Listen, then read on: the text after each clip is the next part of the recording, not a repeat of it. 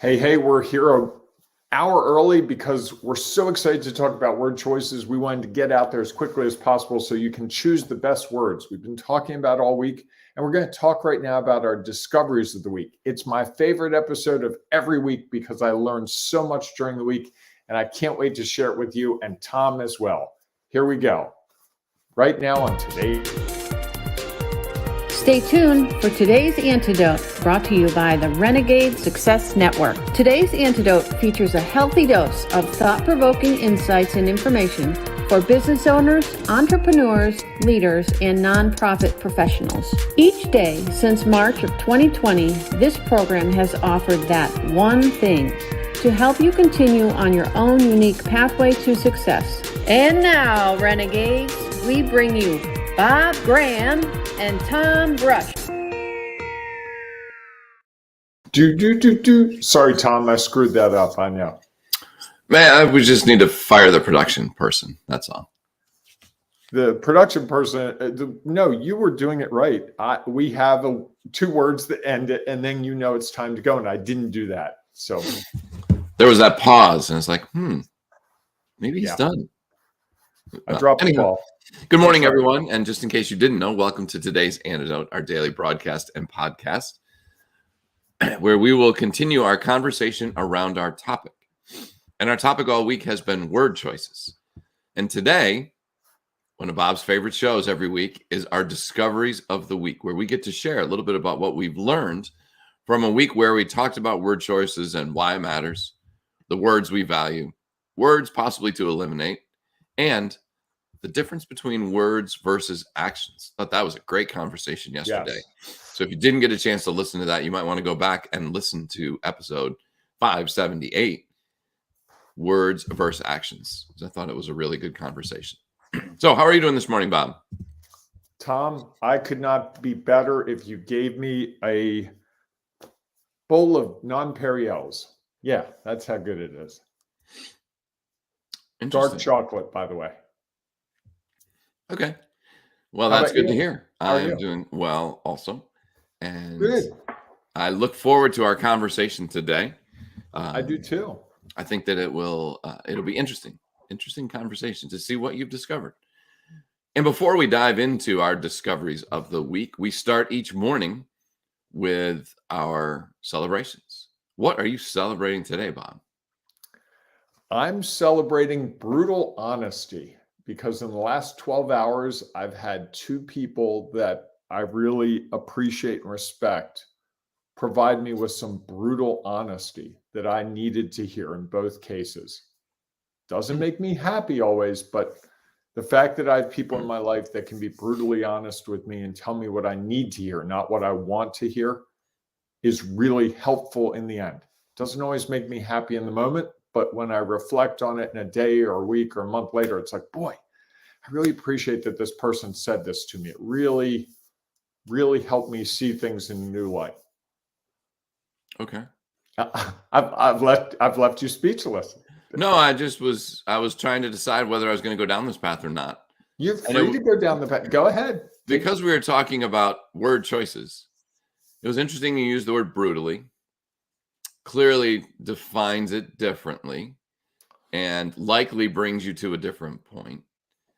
And then you said something about something you need, even though you don't want it or something like that. Yeah. I don't know that we need it, just as something that was said to impact. I think if we're going to get better, we need people to provide their outside perspective.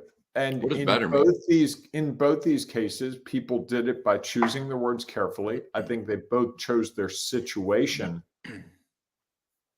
pretty well. And I appreciate that people care about me that much.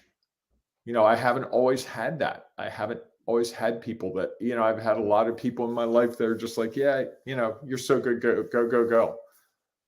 People now that challenge me to be better, to hold up my word, to be the person I told them I wanted to be. So you were bad before? Not bad, just not. In both these cases, I said I wanted to be a certain way, and these people called foul when I did something that was a field of that I didn't see. Is that necessarily better?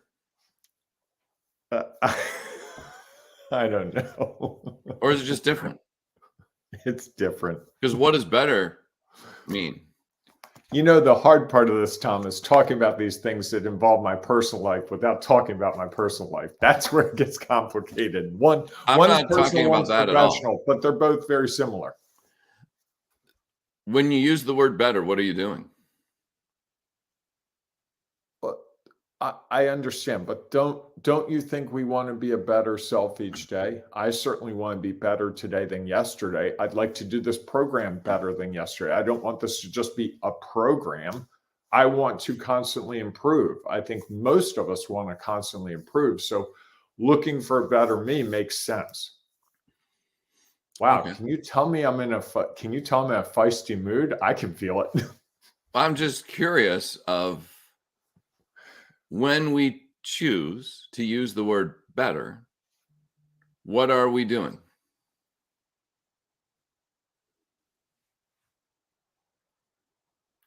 We're judging. Interesting. Does judging help us move forward? Does judging help us get stuck? We're talking about word choices here. That's why I was debating of whether I would go down this path, and I chose to go down the path. I allowed it, so it's on me. That's just something for you to think about.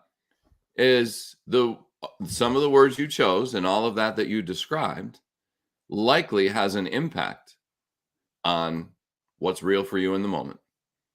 And I believe that if we are choosing words that force us or have forced us to judge ourselves and our actions, of which we can no longer change, we can do differently. That slows us down. Just my thought. Okay. I want to jump in. I'm not trying to change the topic why I actually am, but I'm going to jump in anyway. Izetta Tom says, I'm sorry, Isazetta, I don't know if I got that right, says, good morning, Tom. I can't hear you. Now, I think that was hear you right at the perfectly start. fine. I think it was at the start, might have been when you were talking. Okay, gotcha. Something like that. All right. Yes. Thank you for that. Welcome to the program. Yeah, Izetta is someone who's worked in the nonprofit industry for a long time that I had the chance to meet in the last year. Super wonderful person that it was a real pleasure for me to have a chance to get to know. Lots of your friends coming around on LinkedIn Live. You know. They like that. LinkedIn Live. I'm not sure they like it as much as you do. You like it too. You clearly like that as our social media of choice.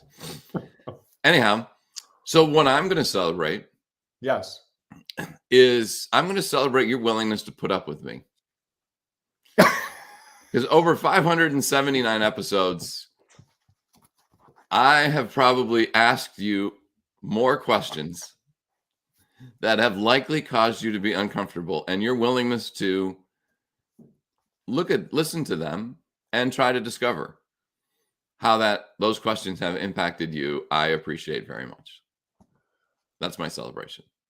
It's the perfect celebration. It's timely as well, and I'm sure you know that. Thank you. Yes, it's been something. Clearly.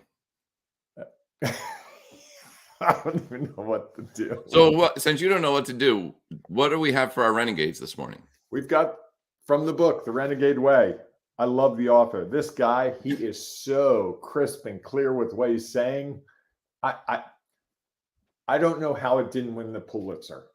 So he paid attention to word choices. He submitted, So he's very focused on word choices then. I would say so. Okay. So what do we have? If you don't know, the author is me, so that was totally awkward, but you're going to do it. I'll do what I do. So most of us have blinders on when it comes to making decisions about our business. We focus on what's right in front of us, or we become emotionally involved in the situation. Emotions mangle our ability. Ooh, look at that. There's a word choice, mangle. Mangle our ability to make smart business decisions. Being able to talk to another renegade who has figured it out for himself or herself can point out when we go astray, clear obstacles in our path, or help us reach our destination far faster than we can alone. Like a good GPS, fellow entrepreneurs and business leaders can improve the journey. Or change it. Renegade Way. May or may not be an improvement. That book would be really flat if we took out all the adjectives and all the judgments. It would be about 3 sentences. You mean like the word flat? Yes.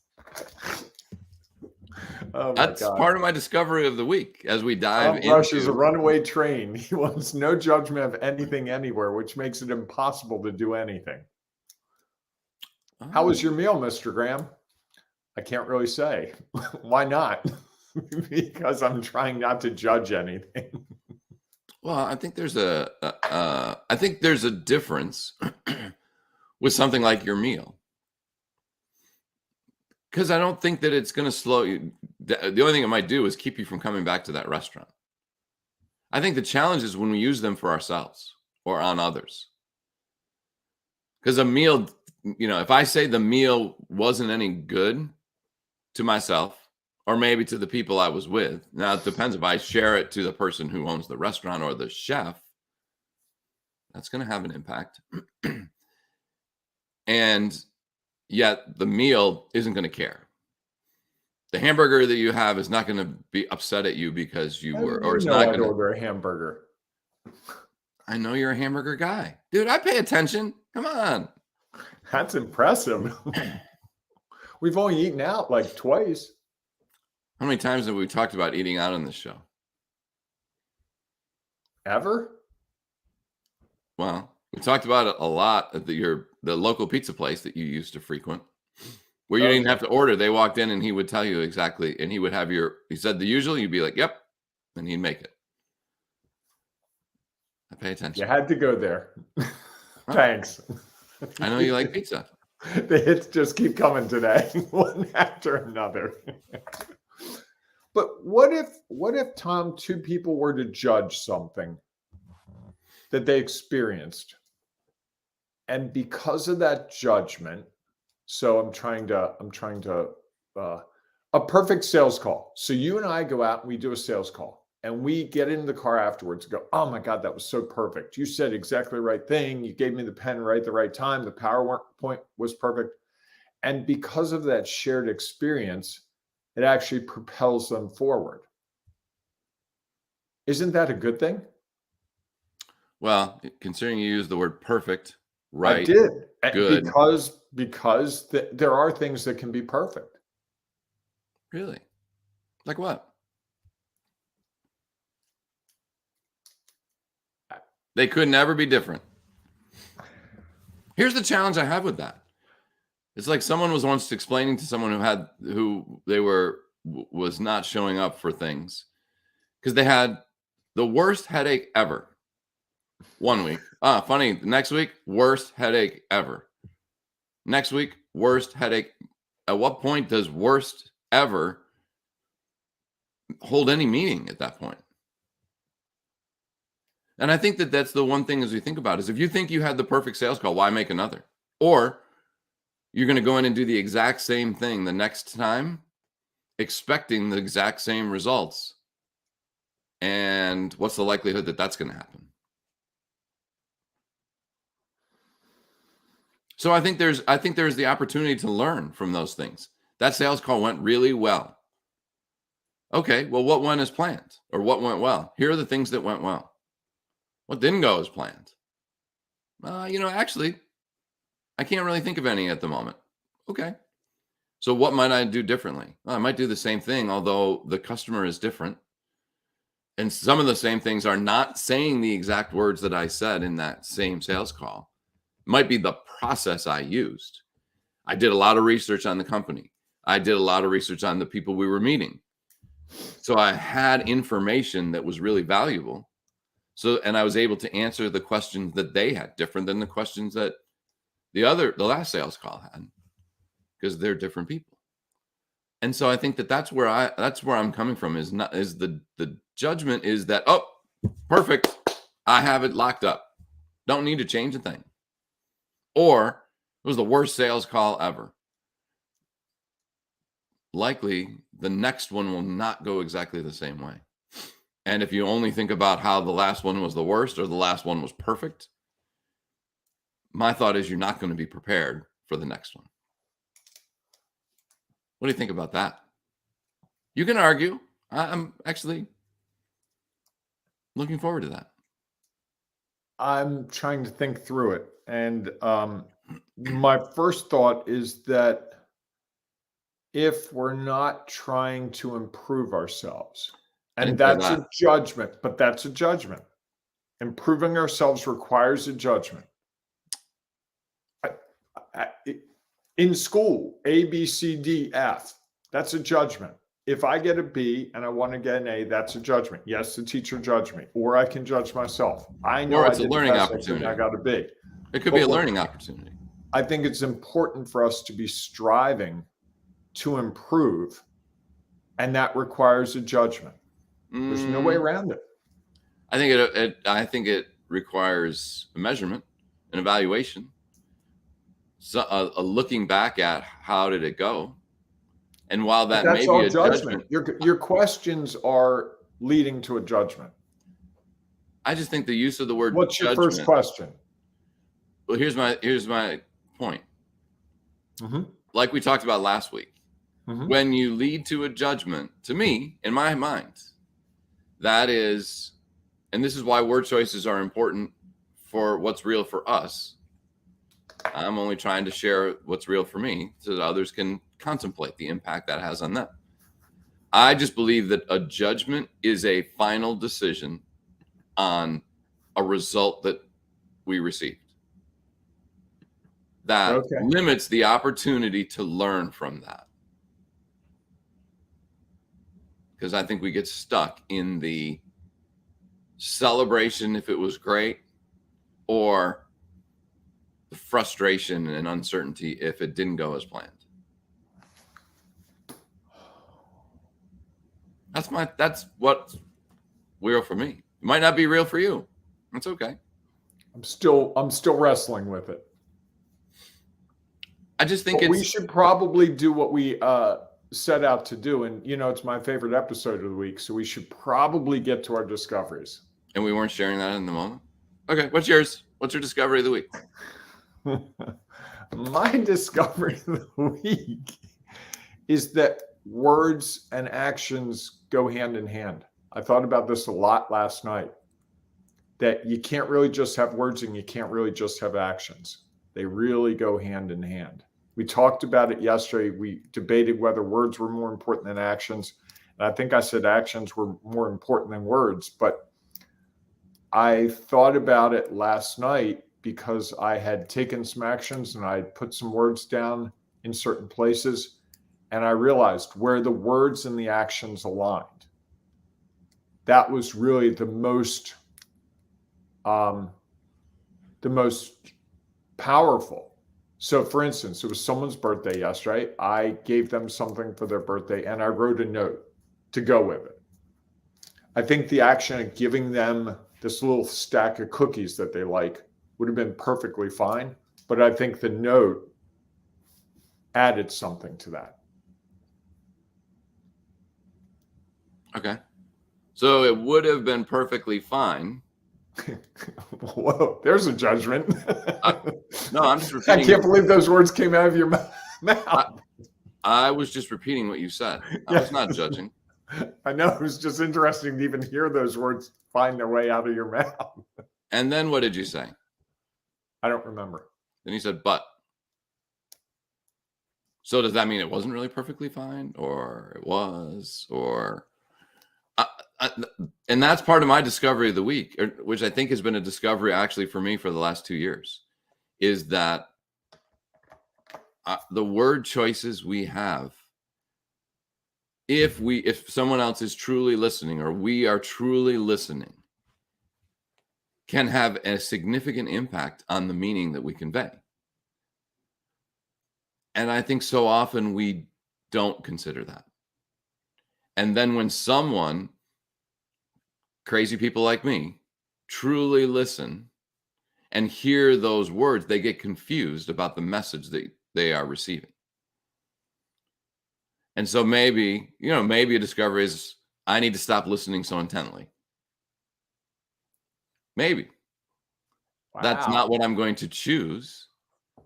I'm going to choose to continue to listen intently in an effort to better understand not only what are people saying, and then what also is, as we talked about yesterday, what are the actions behind that sort of confirm or reconfirm the message that they're trying to convey. And in listening to them, it's also about what they're trying to say. Because sometimes we're not accurate with our word choices. Because it's, I know for me at times, I've done it on this program. It's like the idea is up here, but I can't find the words to express it the way I want to express it. So I fumble through another way, and it's kind of derivative. And that can make communication more difficult. I mean, I think ultimately the people that we get closest to are the people that we have a language that works for the two of us or the four of us. I think that's what you see in committees. I think that's what you see in boards. I think that's what you see in leadership of a company or an organization, where they start to talk about the same things. The word consistency means the same thing to all of them. I was dealing with a company that was talking about commitment, and the word commitment, there were 15 people in the room, and they knew what that word meant. And one of them described it to me, and they're like, exactly. I don't think we get that. If you go out to dinner tonight, you have 5 people around the table and say, what does the word commitment mean? You're going to get 5 opinions. Now, maybe if you have really close friends, it might align. Sure. And I think that's part of word choice is we choose the words that work in our head, but do they work in the recipient's head the same way? And the challenge is we can't control that. Correct. Until we have the opportunity to listen to their responses and the words that they choose to use. And interestingly enough, this week I've been working a little bit with a guy who's in Peru. So English is not his native language, but his precision with words is really great because his use of words is based on the dictionary definition. He doesn't have all those years of, well, it kind of means this, and you can use it in this way. He's just incredibly precise, which makes it really almost startling, but also incredibly clear. There's not the confusion about what he's saying. It's just like, boom, whoa. And his English is impeccable in a way that I've taught English. I've written, hundreds of thousands of words. My English isn't nearly as precise as his. Yours is just different because you've been speaking it longer and have a different understanding of it. And you have modified definitions based on your knowledge, experience, and perspective. Right. It is different.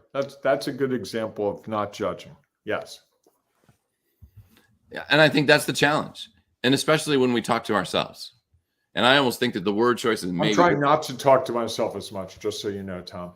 Well, this might be my true discovery of the week. Is the other ones were false? And by the way, that true discovery, wouldn't that be a judgment? It would. Thank you for saying that. Just if you're going to play the game, I'm going to play the game. I appreciate that. Again, because I'm trying to be very focused on the words. 12 points for Tom, 1 point for me if you're keeping score at home. Sort of keeping score is a judgment as well, if you want to go down that path. Someone's going to just crash their car on the side of the road. Like these guys, the one guy makes judgments all the time. The other guy doesn't want to make judgments. We should just call it judge or not judge and be done. And every day just talk. Oh, wait, that's what we do. Something like that. Well, I think that, as I think about one of the biggest challenges that we face, I believe, are the words that we use when we talk to ourselves or about ourselves. One of the biggest challenges, really. Mm-hmm. It's an interesting judgment. One of. So I can judge if I say one of? One of my perfect sales calls and I'm off the hook? Yeah, Thank you. One of the challenges we face are the words that we use to ourselves or about ourselves. Because I think that there is a lot of judgment that happens, and that judgment typically can get us stuck, frustrated, and uncertain, and not sure about whatever our next step could be. That's my one thing. Okay. I'm still trying to get over the one of the challenges. If you say one of, you can get away with saying it. One of the challenges. I took out the other word.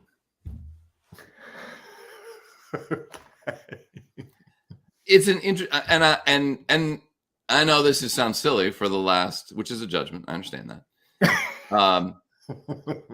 And at the same time, I think there is value in contemplating this, because I do believe, and I've seen it in myself, if I start to question a decision that I've made or an action that I've taken or words that I've shared, that questioning typically leads me to spending time on evaluating, usually judging that action, which doesn't move me forward. It usually slows me down. And so I think to at least be aware of that can help us find our next steps and help us get to where it is that we want to be. I like it. And Tom, I was remiss. I just remembered. Today is National Blame Someone Else Day. I like it. I'm curious about that. That's a day we're going to celebrate and give you the description. Sure, because I'm curious of why we want to celebrate not accepting responsibility for the words or actions that we take, rather passing that blame on to someone else who may or may not. Usually, if we're passing the blame, talk about choosing words, that means we are taking it off of us and giving it to someone else who might not truly deserve it. Bear with me. I'm trying to get to where I need to get. I closed the page. It is amazing to me that Renegade Day can't make it in the National Book of Days of Celebration. Okay, National Blame Someone Else Day. Uses superstition to pawn our mistakes on to other reasons. Is always celebrated on the first Friday the 13th of the year. Yeah, today's Friday the 13th. Correct. That's why the show's been so wonky. There's a judgment. While considering how to spend this Friday the 13th, plan accordingly. We all run into little bad luck from time to time. Occasionally a flat tire or an alarm clock sets our day on another course. At other times, someone placed in our path causes a malfunction. There's a judgment. In our day, it may be someone we know, or it could be a complete stranger. Either way, casting blame comes in all forms. Go lightly on this day. If you don't want to blame someone, blame something. It's all in fun. On National Blame Someone Else Day, don't sweat your mistakes. Let someone else do that for you. And this has been a day since 1982 because a woman named Ann Moeller in Michigan had her alarm clock fail to go off, hence creating a domino effect of bad luck events all through the day. That was on a Friday the 13th, and ever since, it's been a day. That from the National Day calendar, people. So thank you for that. guess. I'm not sure that's a day I want to celebrate. Anyhow. All right, everyone. I think we've taken this as far as we can go for the moment. Thank you for being not too far, and I'll make that judgment. Okay. Thank you for being a part of our show. If you have something you'd like to share that you think will have impact on others, or it's just what's real for you, please feel free to put it in the comments. If you happen to be watching this on your favorite social media like YouTube, Facebook, Instagram, Twitter, or LinkedIn Live. Yes. And if you happen to be listening to the podcast and don't have a place that you can share, please feel free to join us in our Ring of Renegades Facebook group. I almost yelled out, Tom, on your car stereo. I was close. Can you really listen to a podcast on your stereo? Well, on my car, what do you call your car system? I don't know. I'm not sure it's a stereo. Anyhow, please feel free to join us in the Ring of Renegades Facebook group where we have been talking. You can fax us or mail us a letter by snail mail. I feel like I dated myself here. Anyhow, please feel free to join us in our Ring of Renegades Facebook group. We've been talking about this topic all week, and there is a post up this morning where you can share your discoveries of the week that could be around word choices or about something else that you think will add value to someone else and impact what is real for them as they try to find their next step along their own unique pathway to success. So we look forward to seeing you inside the Ring of Renegades Facebook group, or we will see you Monday morning, 8 a.m. Eastern, for our next edition of Today's Antidote. Have a great day and a great weekend, everyone. Hey, embrace the renegading you. And think about the words you use this weekend. Not blame someone else. Well, you can if you want. I will. Fair enough. All right. Have a great weekend, everyone. We'll see you soon. Thanks for listening to Today's Antidote, powered by the Renegade Success Network. The Renegade Success Network helps you confidently create your own unique pathway to success. To learn more about the Renegade Success Network and how you can take your next step, follow us on Twitter, connect on LinkedIn, or join the Ring of Renegades Facebook group. For full details on how you can join our community, go to renegadesuccessnetwork.com. Embrace the renegade in you.